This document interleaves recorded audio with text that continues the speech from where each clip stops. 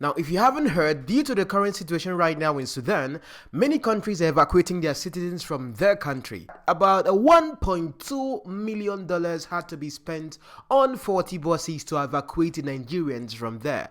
But hold on, that's not the gist. If you look at this technically, you will know that based on the current situation, at least based on the excuse the government is giving, that because of the crisis going on right there in Sudan, that is why the bus drivers themselves have hiked the prices of their bus. But I'm now thinking to myself, 40 buses, $1.2 million, that's about over 500 million naira spent on buses. And it now becomes even more interesting that the students themselves that were supposed to be actually in the bus, or those that are supposed to be given these buses for free, their passports had to be seized from them. Let's look at this news together. Has that been properly resolved? Actually, until now, the students' passport, international passport, are with the drivers. Until right now, the students' international passport are with the drivers. They collected their passport until they are paid. That's why they proceeded and carried on with the journey. Until who paid? We understand the government is the one paying here. Till they are completely paid. The drivers are not completely paid. Oh, right, until the government completely pays them. Yeah. Okay. That's why they took their passport.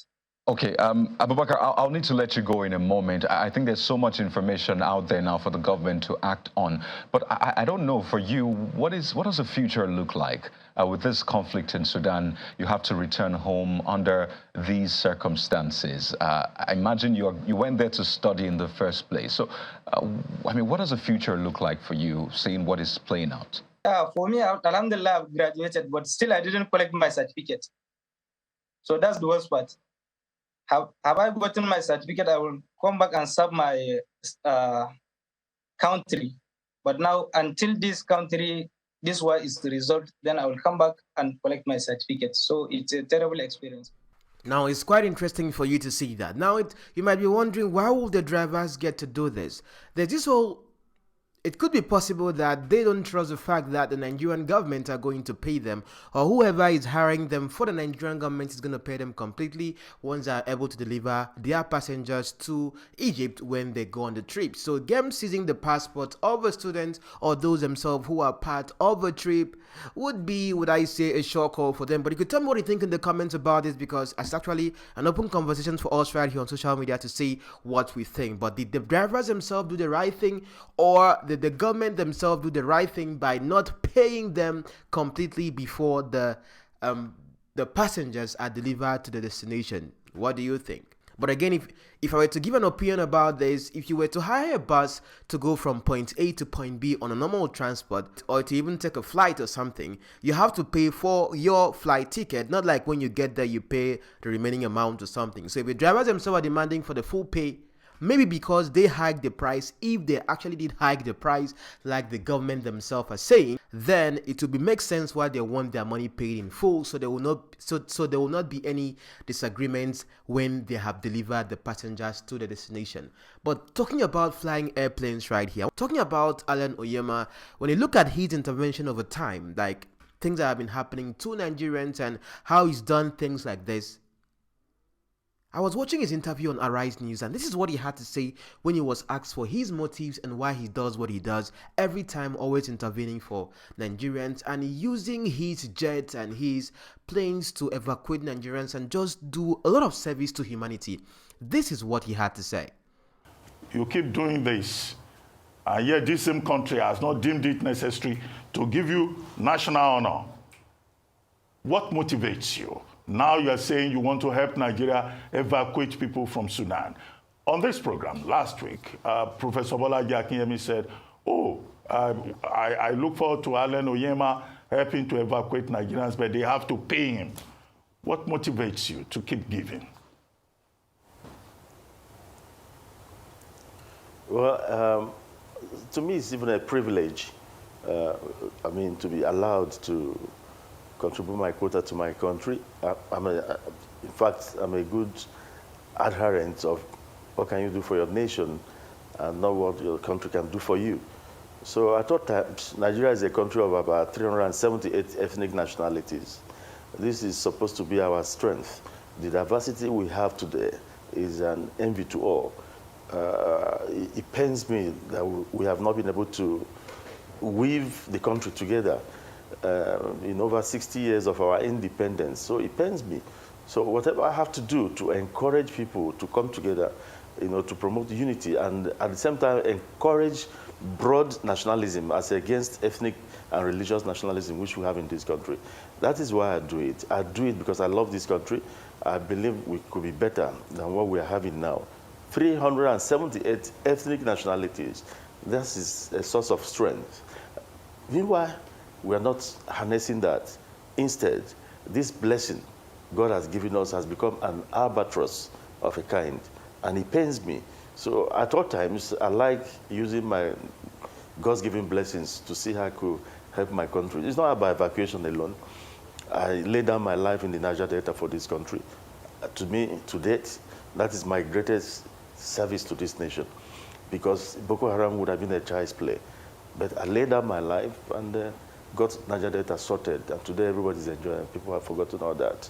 So a lot of people are talking about my intervention during evacuation, during the COVID time, Thailand, India, Malaysia, Indonesia, because Nigerians were destroying our embassies over there, and I felt that was a great disservice to the image of this country, and I sent in my jets to go and bring them back home during COVID.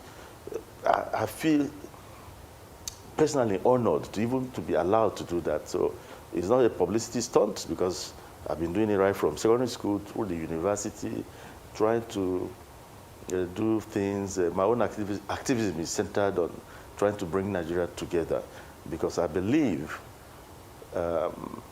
it's something that we should all be proud of.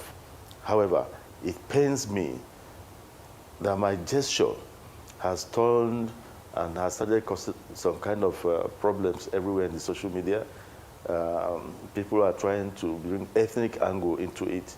For those who are supporting me, the Igbos who are rooting for me that an Igbo man is going to do this, do that, please stop. For other people from other tribes in Nigeria other than Igbo who have something or the other, or one or two things to say about it, stop.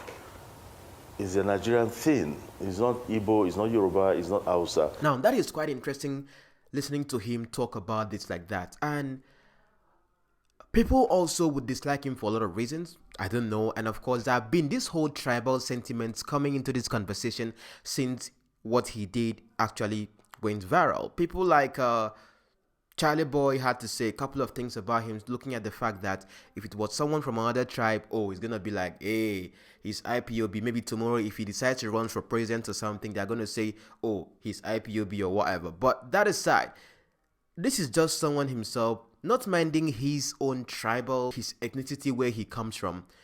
You could see that consistently he's been doing something like this. And you'll be asking yourself, as a businessman, how does he get to really cover for this, considering the cost it is on him for him to do that? There's something in business we call goodwill. Goodwill most times cannot be quantified, even though there's a financial value added to it when it comes to financial competitions. And when it comes to goodwill, looking at the fact that Allen Onyema, aside what he does, is actually in the aviation industry himself, looking at what he's doing for his people, if you were to go to the airport to book a flight, I know some of you are going to go for Ethiopian Airlines because maybe it's much cheaper, but looking at the fact that this is not just a Nigerian airline, but it's a private airline that he's running, Air Peace, and he's able to, even from his own private airline business, be able to serve Nigeria the way he's doing. Would you want to go for any other airline aside going for his own airline, considering what he's done in past times? That is where the goodwill comes in people's minds. So, yes, of course, he's not asked for anything. He's not been offered anything from the government for what he's doing. But one thing I know for a fact is that he's building a goodwill, which I think is good. And as a businessman, having a goodwill in the mind of your customers, which to a great extent is just more of like a positioning you have in the mind of those who decide to either go with this airline or this airline or this airline, goes a long way to look at your sustainability in the business and how much you get to thrive in the industry, which I think he's doing good at that. But I'm not saying he's doing this because of the goodwill, but of course the goodwill in his business comes with it as he gets to serve humanity the way he does, like he's helping Nigeria or Nigerians right now, free of charge, not charging a single dime. Elijah, send a fire. Bless my